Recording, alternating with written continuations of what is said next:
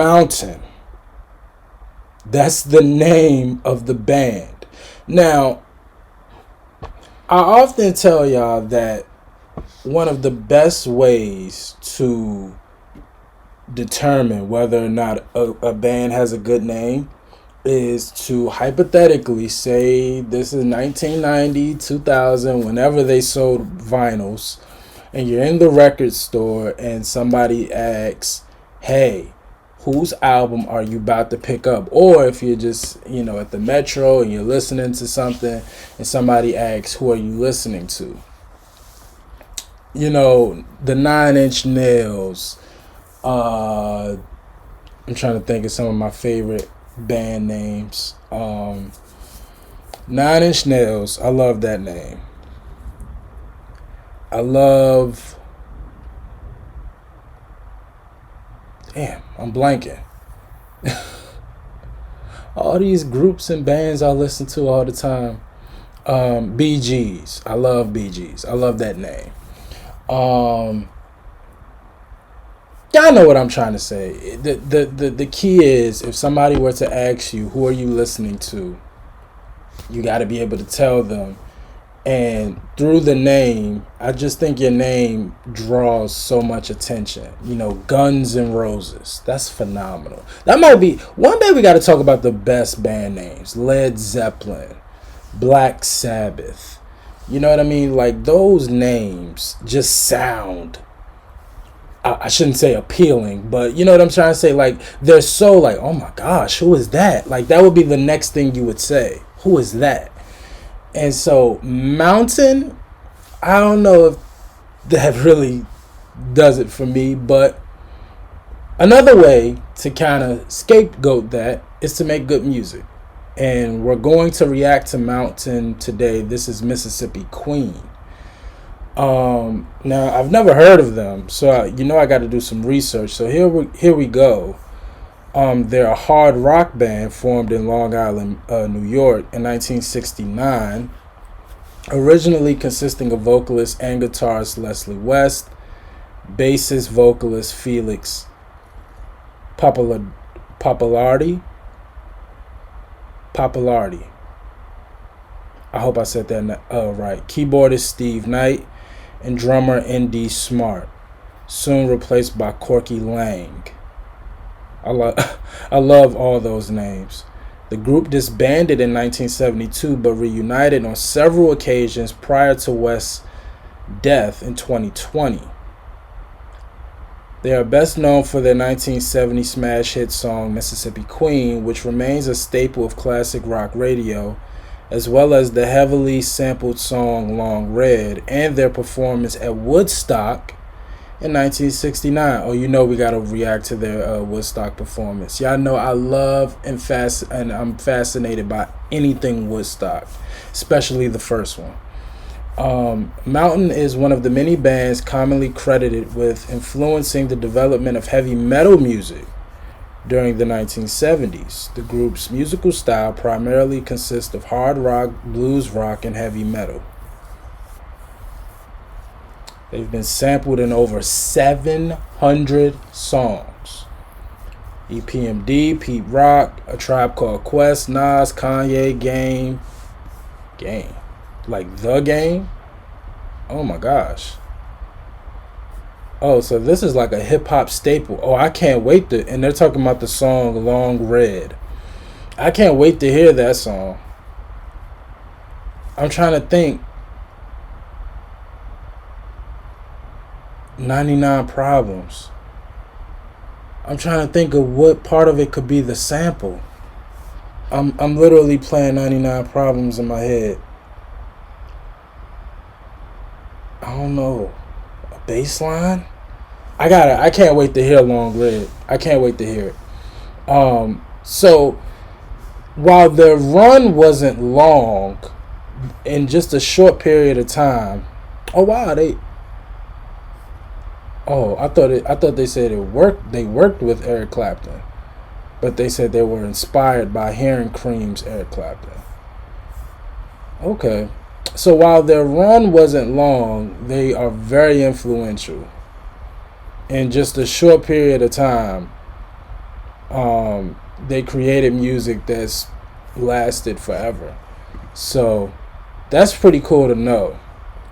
Now, the song we're about to react to, Mississippi Queen, this is the official music video, and they just told us that this is their biggest song. So we starting with a bang. We starting with the nuke. So I'm really excited to hear this and see this.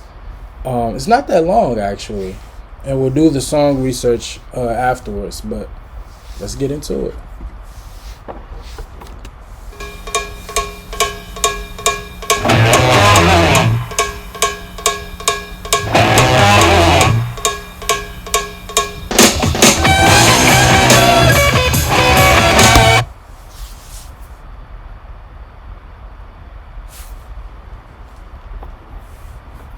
The Longest Yard. That's how a white man plays guitar. If you've ever seen the movie The Longest Yard, the 2005 version, because I know there's a 70s, 80s version with Burt Reynolds being the star. I'm talking about the Adam Sandler version. When the guards are in their locker room, Stone Cold Steve Austin is playing air guitar to this song. I remember that part. At least I think it's this song. And I hope it was, because then I would have just made an ass of myself, which is par from usual. I think it was this song that was playing in that scene. But already I could tell the guitar is going to be crazy.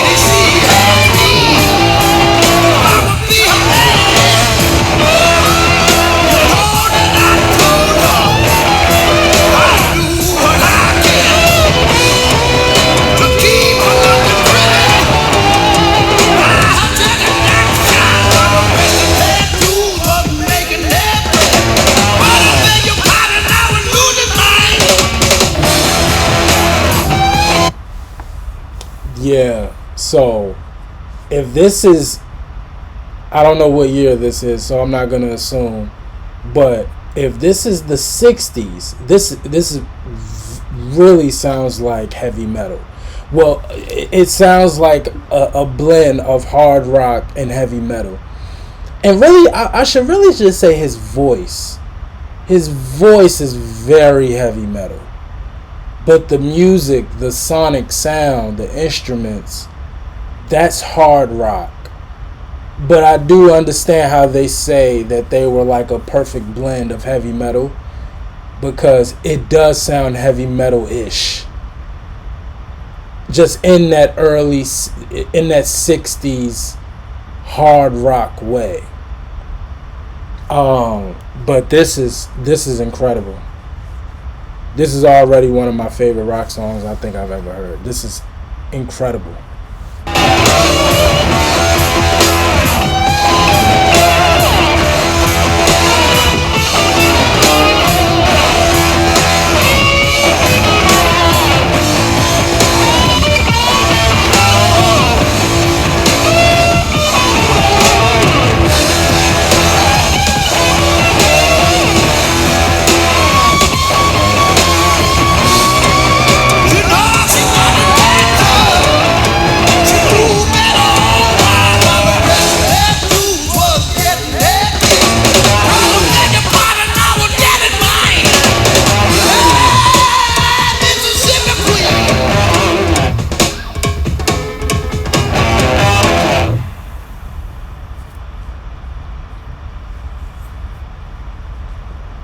Now, I'm going to have a hard time believing that a band that could make music that good only had one hit. I refuse to believe it. Something happened. Well, we know that they broke up a lot. I did just read that. They broke up 2 to 3 years their like into their run. What's this? 69 to 72. So yeah, 3 years they broke up. Matter of fact, let me find out why. Soon after Woodstock, Smart was replaced by. Okay. It led off with what would become the band's signature song, Mississippi Queen. Okay, and this is 71. Mountain began a hectic touring schedule in the middle of which they recorded a follow-up album released January 1971.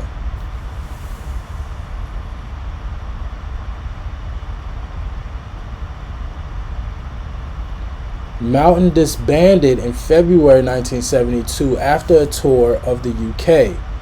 West has since cited a combination of drug abuse within the band and popularity's road weariness and bargaining hearing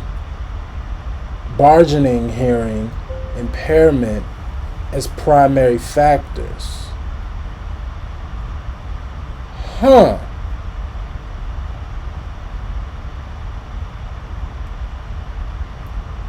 Now, why was Felix worried about the road? Like, he just didn't like touring? I guess I should just... Hold on. Why was he scared of the road?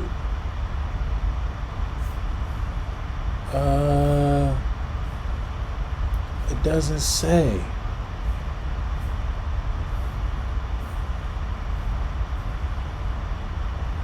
Oh man, I would love to know why was Felix scared of the road?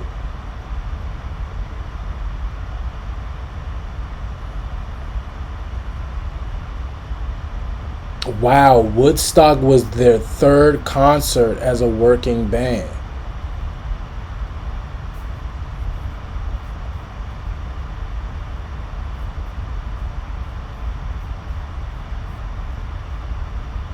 But they're not even on the film. They're not even filmed. While Mountain was received enthusiastically by the festival audience, but the band did not appear in the film of the event, nor was their performance included on Volume 1 of the festival's live album. Why exactly? Like, why? See, I hate when I do research and then I got more questions than I do answers. Because now I'm just mad. And like, I just want to sit here and do research, but y'all don't want to see me do this. Let me go ahead and do the song research. I'll figure it out on my own. But that's crazy. You just had the biggest song of your career. You were at Woodstock and the people loved you. You got a pretty decent start. You just come off of an international part of a tour, and look, drugs is a big deal, as we all know. We all know the stories of how drugs kind of tear these groups apart, but I don't know. Something's not adding up here. But anyway, considered a rock classic, that it is. I'm sure it is. I love this song. This song is incredible. Their most successful single, reaching number 21 on the Hot 100 in 1970, included on the group's debut album, and several live recordings have been issued. Drummer Corky Lane explained that he had developed some of the lyrics and the drum part prior to joining the band.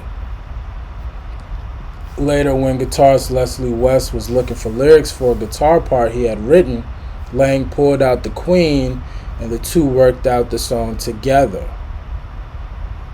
Felix and David also received songwriting credits.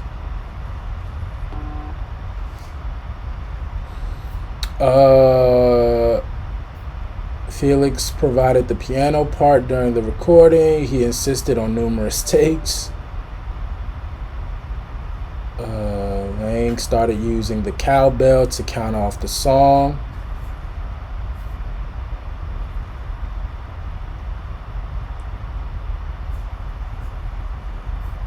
Wow, it's on the top 500 heavy metal songs of all time. 50 heaviest riffs of all time. It's not on the 500 greatest songs. It's in GTA 5? Yo, I keep reading about these songs that are on GTA 5, and I could have sworn in the 10 years that I've had that game, it came out in 2013.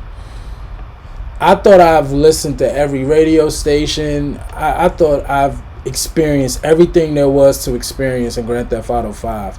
I do not you know what? It damn sure is in Grand Theft Auto 5. I do remember hearing this song. Didn't know it was them. Now that I'm sitting here listening to it. Wow. That's crazy. I did not know that was them. Okay. It damn sure is that song. Windfall. That's the name of the record label. Windfall. Never heard of Windfall Records. Oh, it was founded by Felix to distribute records of acts they managed and or produced. Singer and guitarist Leslie West recorded for Windfall throughout the label's existence, initially as a solo artist and subsequently with the bands Mountain and West, Bruce and Lang. Gotcha. Windfall Records. Gotcha. So Windfall Records is basically Mountain. Gotcha. Okay. That's cool. Yeah, man, I really enjoyed this. This is by far one of my favorite rock songs I think I've ever heard. I enjoyed every second of it. I enjoyed every instrument, especially the guitar. Leslie West went crazy with singing and guitar. This was absolutely incredible. I loved everything about it. Not a single dull moment. Absolutely incredible. Which is why I have a hard time believing they only had one hit. But again, if you break up 3 years, and I'm sure their mind wasn't completely focused because they were making the second album on tour. So I guess that makes sense. I guess it makes sense, but still disappointed. I would love to hear more from Mountain. If they can make music that good, I know they got some more. And this Red Long song, I gotta hear this song because damn near every artist that I've listened to growing up, which is predominantly hip hop, have sampled that song. So I gotta hear it. I gotta hear it to know what it is. But this was incredible, man. I really enjoyed it. I can't wait to hear more. Y'all request and recommend, and I'm gonna check it out. But as always, like, comment, and subscribe. I appreciate y'all for watching. Until next time, with Mountain. Peace.